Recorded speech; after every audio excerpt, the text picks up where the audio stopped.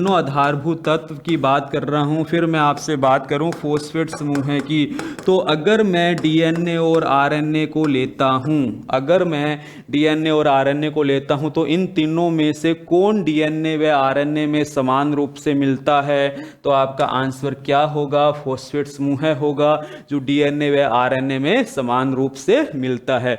इसके अंदर क्या अंतर हमें दिखता है? थायमिन और यूरेसिल का अंतर दिखता है। किसका दिखता है? थायमिन और यूरेसिल का अंतर दिखता है। यूरेसिल किसके अंदर है? आरएनए में है। थायमिन किस में है? डीएनए में है। अंतर हमें स्पष्ट दिखाई देता है।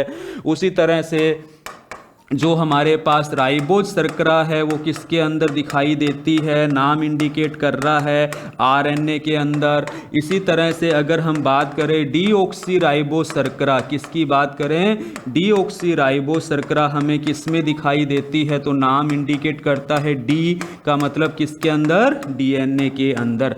तो आप यहाँ देख रहे हैं मोरल ऑफ द स्टोरी, तीनों आधारभूत तत्व हमने पढ़े हैं।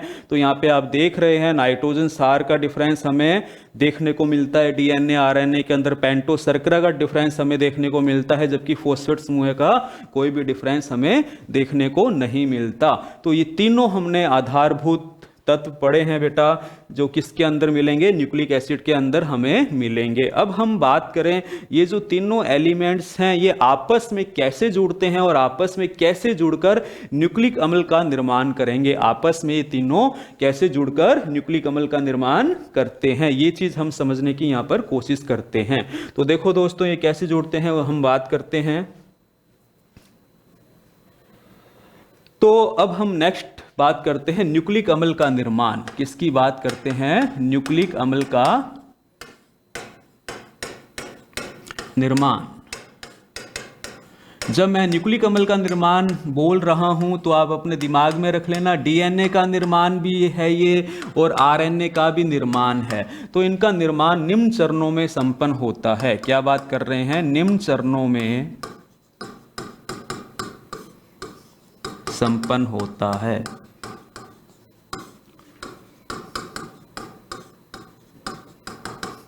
तो ये जो हमारे पास निर्माण है निम्न चरणों में संपन्न होता है। पहला जो हमारे पास चरण है इसके अंदर न्यूक्लियोसाइड का निर्माण। क्या है? न्यूक्लियोसाइड का निर्माण।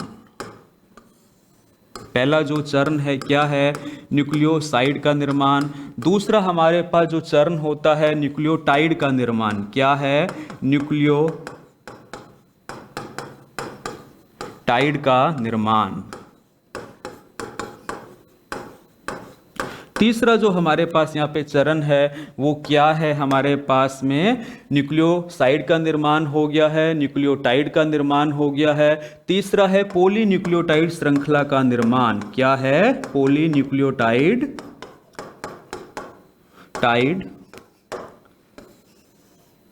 श्रृंखला का निर्माण। ये पॉलीन्यूक्लियोटाइड श्रृंखला ही क्या होती है? न्यूक्लिक एसिड होती है। क्या है? एक एक करके हम इनको समझते हैं। तो हमने न्यूक्लिक एसिड या न्यूक्लिक अम्ल का निर्माण 3 चरणों के अंदर समझना है। सबसे पहले आप ये देखिए न्यूक्लियोसाइड लिखा है बेटा, मैंने यहाँ पे क्या लिखा है? न्यूक्लियोसाइड, और यहाँ पे लिखा है न्यूक्लियोटाइड। यहाँ पे छोटा सा ही अंतर है, यहाँ पे मैंने साइड लिखा है और यहाँ पे क्या लिखा है? टाइड लिखा है। यही क्वेश्चन बार बार पूछा जाता है, न्यूक्लियोसाइड और न्यूक्लियोटाइड में क्या अंतर होता है। इसको हम समझने की कोशिश करते हैं। सबसे पहले हम फर्स्ट स्टेप लेते हैं न्यूक्लियोसाइड का निर्माण। सबसे पहले हम क्या बात कर रहे हैं? न्यूक्लियोसाइड का निर्माण। न्यूक्लियोसाइड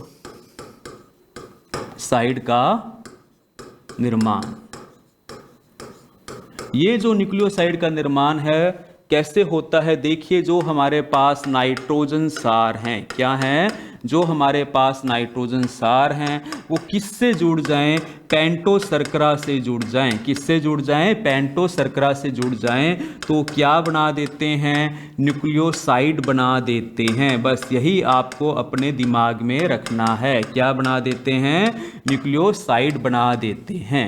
न्यूक्लियोसाइड कब बनता है? जब नाइट्रोजन सार किससे जुड़ जाएं? पेंटो शर्करा से जुड़ जाएं। जैसे अगर मैं एक उदाहरण यहाँ पे लेता हूँ, अगर मैं बात करूँ किसकी बेटा? एडिनिन की। एडिनिन क्या है? एक नाइट्रोजन सार है। उसी तरह से पेंटो शर्करा लेता हूं, जैसे मैंने बात की पेंटोस शर्करा के अंदर राइबोज शर्करा ले ली, क्या ले ली बेटा, राइबोज शर्करा ले ली, तो मेरे पास इन दोनों को जोड़ने से क्या बनेगा, एडिनोसिन बनेगा, क्या बनेगा, एडिनोसिन।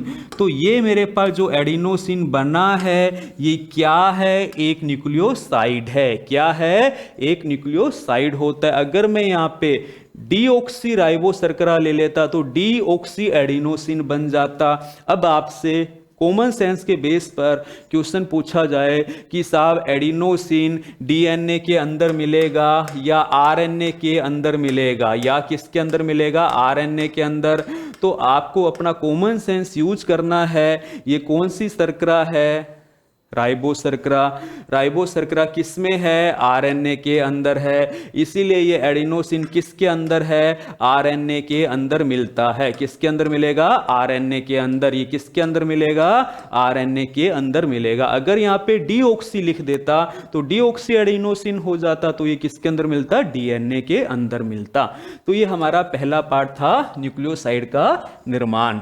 दूसरा हम बात करते हैं इसी के अंदर न्यूक्लियोटाइड का निर्माण। क्या है, न्यूक्लियोटाइड का निर्माण। ये जो हमारे पास न्यूक्लियोटाइड है ये कैसे बनता है, तो देखिए ये जो मेरे पास न्यूक्लियोसाइड है, क्या है, न्यूक्लियोसाइड है। इस न्यूक्लियोसाइड के अंदर मैंने क्या ऐड कर दिया, तीसरा आधारभूत तत्व ऐड कर दिया, जिसको हमने क्या कह दिया है, फॉस्फेट समूह कह दिया है। जब ये ऐड कर दिया तो मेरे पास क्या बन गया है, एडिनोसिन न्यूक्लियोटाइड बन गया है। क्या बन गया है, न्यूक्लियोटाइड बन गया है। क्या बन गया है, न्यूक्लियोटाइड।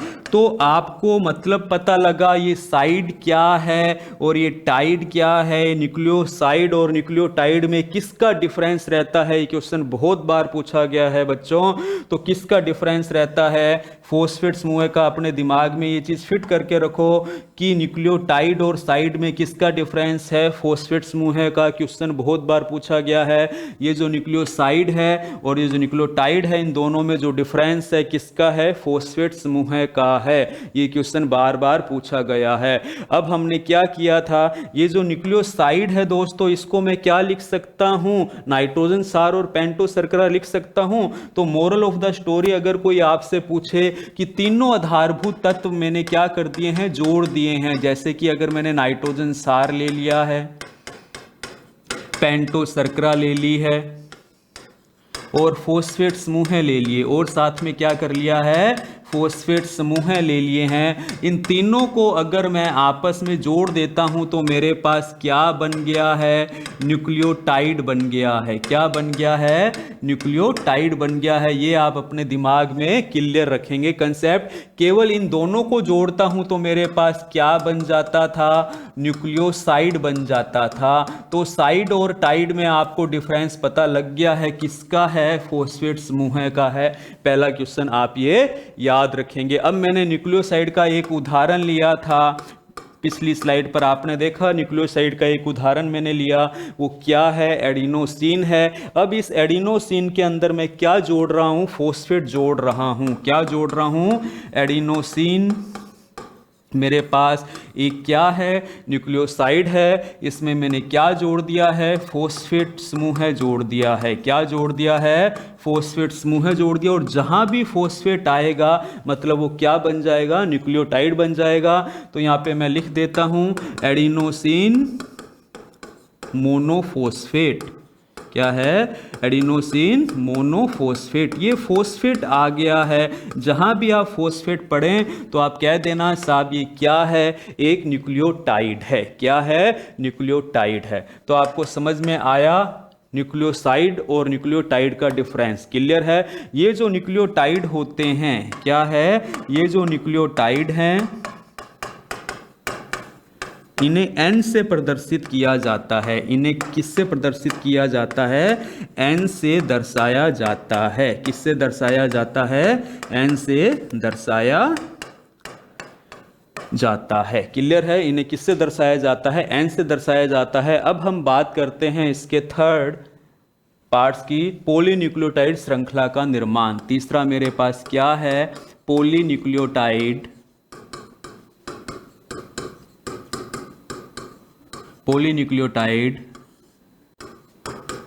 श्रृंखला का निर्माण। अब दोस्तों मैंने क्या कहा? पॉलीन्यूक्लियोटाइड श्रृंखला का निर्माण। न्यूक्लियोटाइड तो आपको समझ में आ ही गया है क्या होता है, इसको हम एन से दर्शाते हैं। पोली का मतलब क्या होता है? बहुत सारे। क्या बात कर रहे हैं? पोली का मतलब साइंस के अंदर क्या है? बहुत सारे। क्या बहुत सारे? न्यूक्लियोटाइड। तो हम क्या बात करते हैं? बहुत सारे न्यूक्लियोटाइड। शब्दों में ही बेटा परिभाषा छुपी होती है। बहुत सारे न्यूक्लियोटाइड आपस में जुड़कर पॉलीन्यूक्लियोटाइड श्रृंखला का निर्माण करते हैं। पॉलीन्यूक्लियोटाइड श्रृंखला का निर्माण करते हैं। श्रृंखला का निर्माण करते हैं। तो आपको अपने दिमाग के अंदर ये बात बिल्कुल फिट रखनी है कि बहुत सारे न्यूक्लियोटाइड आपस में जुड़कर क्या बनाते हैं? पॉलीन्यूक्लियोटाइड श्रृंखला का निर्माण करते हैं। न्यूक्लियोटाइड को किससे डिनोट कर रहा हूं? एन से। ये खूब सारे एन आपस में जुड़ जाते हैं और जुड़कर क्या बना देते हैं? एक पॉलीन्यूक्लियोटाइड श्रृंखला बना देते हैं। क्लियर है? अब दोस्तों ये जो मेरे पास पॉलीन्यूक्लियोटाइड श्रृंखला होती है, एक इसका तीसरा किनारा होता है और एक किनारा कौन सा होता है? पांचवा किनारा होता है। ये तीसरा और पांचवा किनारा क्या है आपको वैसे तो याद नहीं करना, लेकिन समझ लीजिए, समझना है तो। हमने पेंटो शर्करा बनाई थी 5 कार्बन की। कितने कार्बन की? 5 कार्बन की। ये हमारे पास पहला किनारा, दूसरा, तीसरा। तो ये जो पॉलीन्यूक्लियोटाइड श्रृंखला होती है इसके अंदर हम क्या बात करते हैं? एक तो तीसरा किनारा होता है और दूसरा क्या होता है? एक पांचवा किनारा होता है। इस श्रृंखला को एक सिंपल लाइन से हम डिनोट कर देते हैं। ये हमारे पास इसका पांचवा किनारा है और ये हमारे पास क्या है? एक तीसरा किनारा है। ये एक मेरे पास क्या है? पॉलीन्यूक्लियोटाइड श्रृंखला है। क्या है? पॉलीन्यूक्लियोटाइड श्रृंखला। ये क्या है मेरे पास? पॉलीन्यूक्लियोटाइड श्रृंखला है। अब दोस्तों यही हमारे पास क्या है? अगर हम आपसे कहें तो यही हमारे पास क्या है? आरएनए है। क्या है? आरएनए है। आरएनए में सामान्यतः एक पॉलीन्यूक्लियोटाइड श्रृंखला पाई जाती है। तो अब आपको समझ में आ गया है न्यूक्लिक अम्ल का निर्माण कैसे होता है। तो न्यूक्लिक अम्ल के अंदर जो आरएनए है आपके सामने है। आरएनए का निर्माण कैसे हुआ हम एक बार वापिस फटाफट देख लेते हैं। ये जो न्यूक्लिक अम्ल है इसका निर्माण 3 चरणों में हुआ। न्यूक्लियोसाइड का निर्माण हुआ सबसे पहले, फिर न्यूक्लियोटाइड का निर्माण हुआ और फिर पॉलीन्यूक्लियोटाइड श्रृंखला का निर्माण हुआ। अब हम बात करें ये जो न्यूक्लियोसाइड है कैसे बना था? नाइट्रोजन सार और पेंटो शर्करा आपस में जुड़ी थी तो न्यूक्लियोसाइड बना था। इस न्यूक्लियोसाइड के अंदर जब फॉस्फेट समूह जुड़ा तो क्या बन गया? न्यूक्लियोटाइड बन गया। अब न्यूक्लियोसाइड और न्यूक्लियोटाइड में डिफरेंस हमें किसका दिखाई दिया? केवल और केवल फॉस्फेट समूह का दिखाई दिया, याद रखना। और बहुत सारे न्यूक्लियोटाइड जब आपस में जुड़ते हैं तो हम क्या कह देते हैं? पॉलीन्यूक्लियोटाइड श्रृंखला का निर्माण कर देते हैं। बहुत सारे न्यूक्लियोटाइड जब आपस में जुड़ते हैं और एक पॉलीन्यूक्लियोटाइड श्रृंखला किसको बता रही है? आरएनए को समझाती है। क्लियर है? नेक्स्ट हम बात करते हैं अब डीएनए का निर्माण। किसका निर्माण की बात करते हैं दोस्तों? डीएनए का निर्माण। दोस्तों ये जो डीएनए है जिसे हम कोशिका का आनुवंशिक पदार्थ कहते हैं, ये जो डीएनए है ये कैसे बनता है? 2 पॉलीन्यूक्लियोटाइड श्रृंखलाओं के 2 पॉलीन्यूक्लियोटाइड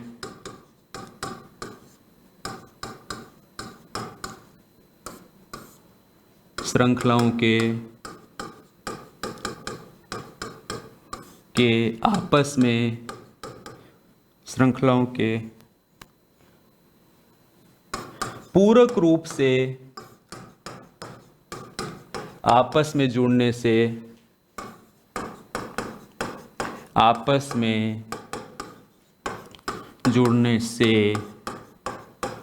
डीएनए का निर्माण होता है। किसका निर्माण होता है? डीएनए का निर्माण होता है। आप ये अपने दिमाग में फिट रखें। क्या फिट रखेंगे? कि दो पॉलीन्यूक्लियोटाइड श्रृंखलाएं हैं मेरे पास। कितनी हैं? दो पॉलीन्यूक्लियोटाइड श्रृंखलाएं हैं। ये दो पॉलीन्यूक्लियोटाइड श्रृंखलाएं आपस में जुड़ जाएंगी तो क्या हो जाएगा? डीएनए अणु का निर्माण हो जाएगा। अब मैंने तुम्हें यहां पे लिखा कि ये दोनों कैसे जुड़ रही हैं? पूरक रूप से। पूरक रूप का मतलब एक दूसरे से उल्टी जुड़ती हैं। अगर यहां पर इसका पांचवा किनारा है तो यहां पे इसका कौन सा है? तीसरा किनारा है। यहां पर इसका तीसरा है तो यहां पे कौन सा किनारा है? पांचवा। दोनों की दोनों पॉलीन्यूक्लियोटाइड श्रृंखलाएं एक दूसरे के ऊपर लिपटी हुई हैं। कैसे है? एक दूसरे के ऊपर लिपटी हुई हैं। और ये किसका निर्माण करती है? डीएनए अणु का निर्माण करती है। और यही कोशिका का क्या है दोस्तों? आनुवंशिक पदार्थ है। तो डीएनए का निर्माण कैसे हुआ आप लोगों को समझ में आया होगा। क्लियर है? तो डीएनए के अंदर क्या है? दो पॉलीन्यूक्लियोटाइड श्रृंखलाएं होती है जो आपस में एक दूसरे से पूरक रूप से जुड़ी रहती है। क्लियर है? तो ये आपको आनुवंशिक पदार्थ के बारे में इतना कम से कम पता हो। फिर हम एक छोटी सी बात और करते हैं, डीएनए मॉडल की बात करते हैं। किसकी बात करते हैं? डीएनए मॉडल की बात करते हैं। दोस्तों, डीएनए का वाटसन एंड क्रिक ने एक मॉडल दिया था। इसको हम वाटसन व क्रिक मॉडल कहते हैं। क्या बोलते हैं? वाटसन व क्रिक मॉडल कहते हैं। दूसरे शब्दों में आप और इसको किस नाम से जानते हैं? डीएनए मॉडल के नाम से जानते हैं। याद रखेंगे दोस्तों, क्वेश्चन पूछा जाता है ये 1953 में। क्या बात करें? 1953 में वाटसन व क्रिक ने, क्या बात करें? वाटसन व क्रिक ने डीएनए का द्विकुंडलित मॉडल दिया। क्या नाम दिया इसका? द्विकुंडलित मॉडल दिया। क्लियर है? डबल हेलिक्स मॉडल, अगर आपको हिंदी में ऐसे पूछ ले डबल हेलिक्स मॉडल किसने दिया, तो आप बोल देंगे डबल हेलिक्स मॉडल किसने दिया? वाटसन व क्रिक ने दिया। किसने दिया? वाटसन व क्रिक ने दिया। ये मॉडल कब दिया गया? 1953 में दिया गया। और इस मॉडल के लिए इनको क्या मिला? नोबेल प्राइज मिला। क्या मिला? नोबेल पुरस्कार दिया गया। नोबेल पुरस्कार किसके लिए दिया गया? डीएनए के द्विकुंडलित मॉडल के लिए दिया गया। द्विकुंडलित मॉडल किसने दिया? वाटसन व क्रिक ने दिया। कब दिया? 1953 में दिया। ये आप चीजें अपने दिमाग के अंदर फिट करके रखें। अब इस मॉडल के अकॉर्डिंग डीएनए की क्या स्ट्रक्चर थी वो हम बात कर लेते हैं थोड़ी सी। तो कोई नई स्ट्रक्चर नहीं थी। इस मॉडल के अनुसार क्या था? दो पॉलीन्यूक्लियोटाइड श्रृंखलाएं। अगेन वही बात, दो पॉलीन्यूक्लियोटाइड श्रृंखलाएं आपस में पूरक रूप से एक दूसरे से लिपटी रहती हैं। सेम बात कर रहे हैं, कुछ भी नई बात नहीं कर रहे हैं। जैसे मैंने तुम्हें बताया ना अभी थोड़ी देर पहले इस स्लाइड्स के अंदर कि डीएनए का निर्माण कैसे हुआ, बिल्कुल यही मॉडल दिया है। और इस मॉडल की क्या विशेषताएं इन्होंने बताई उसकी बात हम करते हैं। ये हमारे पास डीएनए की एक श्रृंखला है जिसका एक सिरा 5th एंड है और दूसरा क्या है? 3 एंड है। और ये हमारे पास डीएनए का क्या है? दूसरा सिरा है जो यहाँ पर 3 एंड है और यहाँ पे क्या हो जाएगा? 5th एंड हो जाएगा। ये डीएनए का मेरे पास क्या है? डबल हेलिक्स मॉडल है, जिसको मैं क्या कहता हूं? डीएनए का द्विकुंडलित मॉडल कहता हूं। क्या कहता हूं? द्विकुंडलित मॉडल कहता हूं। क्लियर है? अब हम बात करें यहां पर, ये मेरे पास क्या है? एक फोल्ड है, एक वलन है। क्या है? एक वलन है। क्या है? वलन है। इस वलन के अंदर क्या है? नाइट्रोजन क्षार हैं। ए किससे जुड़ा हुआ है? टी से जुड़ा हुआ है। सी किससे जुड़ा हुआ है? जी से जुड़ा हुआ है। टी किससे जुड़ा होगा? ए से। बताया था पिरिमिडिन और प्यूरिन। ये मेरे पास क्या होते हैं दोस्तों? न्यूक्लियोटाइड होते हैं। क्या है ये? टाइड हैं। तो आपको याद क्या रखना है, आपको याद रखना है एक वलन के अंदर 10 न्यूक्लियोटाइड होते हैं। कितने न्यूक्लियोटाइड होते हैं? 10 न्यूक्लियोटाइड होते हैं। क्या है? एक न्यूक्लियोटाइड का मतलब ए और टी, ऐसे कितने पेयर होंगे?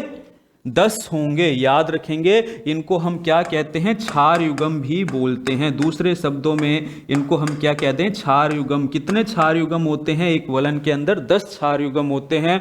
और अगर कोई पूछे कि इनकी जो दूरी है कितनी होती है, तो आप बोलेंगे 34 आर्मस्ट्रॉन्ग होती है। कितनी होती है? 34। अगर हम बात करें इसका व्यास कितना है, क्या बात करें? डीएनए अणु का व्यास, डीएनए अणु का व्यास कितना होता है, तो आप बोलेंगे साहब 20 आर्मस्ट्रॉन्ग होता है। कितना होता है? 20 आर्मस्ट्रॉन्ग डीएनए अणु का व्यास होता है। ये आप अपने दिमाग में फिट रखें कि डीएनए अणु का व्यास कितना होता है? 20 आर्मस्ट्रॉन्ग होता है। डीएनए अणु का जो फोल्ड है उसमें कितने न्यूक्लियोटाइड होते हैं, कितने बेस पेयर क्षार युग्म होते हैं? 10 होते हैं। तो ये मॉडल क्या कहलाता है? द्विकुंडलित मॉडल कहलाता है। याद रखेंगे डीएनए के बारे में आप इतना। अब हम एक छोटी सी बात और करते हैं दोस्तों। ये जो हमारे पास डीएनए अणु है, ये जो हमारे पास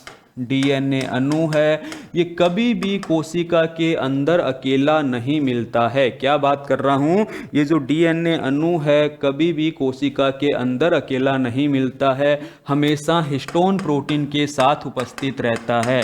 हिस्टोन प्रोटीन के साथ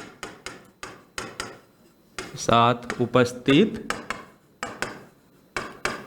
रहता है। क्या बात कर रहा हूं? ये मेरे पास जो डीएनए अणु है किसके साथ उपस्थित रहता है? हिस्टोन प्रोटीन के साथ उपस्थित रहता है।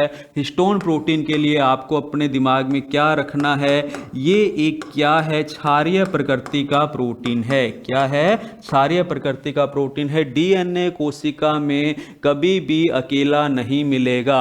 डीएनए हमेशा किसके साथ मिलेगा? हिस्टोन प्रोटीन के साथ मिलेगा। दोस्तों ये मेरे पास हिस्टोन प्रोटीन है, ये मेरे पास क्या है? हिस्टोन प्रोटीन है। और डीएनए इस हिस्टोन प्रोटीन के ऊपर क्या होता है? लिपटा हुआ होता है। याद रखना, ये मेरे पास क्या है? डीएनए है। ये मेरे पास क्या है? हिस्टोन प्रोटीन है। हमेशा डीएनए हिस्टोन प्रोटीन के ऊपर क्या होगा? लिपटा हुआ होगा। और ये जो हिस्टोन प्रोटीन है कैसा है? क्षारीय प्रकृति का है। रीड सेकंड लेवल के विद्यार्थी याद रखेंगे, ये जो हमारे पास हिस्टोन प्रोटीन है किससे मिलकर बना है? लाइसिन व आर्जिनिन। क्या बात कर रहा हूं? लाइसिन व आर्जिनिन, ये 2 एमिनो अम्ल हैं। क्या हैं? एमिनो अम्लों से मिलकर बनता है। आर्जिनिन एमिनो अम्ल से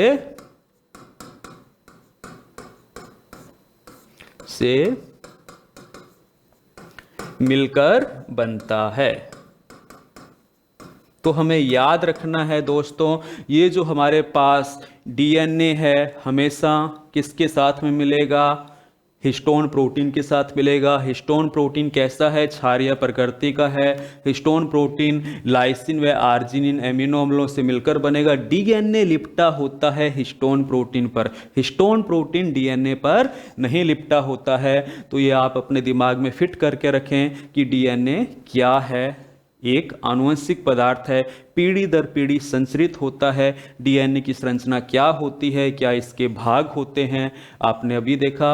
और ये मोस्ट इंपॉर्टेंट टॉपिक है, इसमें से क्वेश्चन आता ही आता है। डीएनए के कारण ही इंसान का बच्चा इंसान जैसा दिखाई देता है। आप इस टॉपिक को अच्छे से पढ़िए, इसमें से क्वेश्चन मिलेगा ही मिलेगा। और हमारे मीजेक एकेडमी के यूट्यूब चैनल को सब्सक्राइब करते रहें और अपने मित्रों के साथ ज़्यादा से ज़्यादा शेयर करें ताकि उनको भी इसका बेनिफिट मिले। थैंक यू बेटा।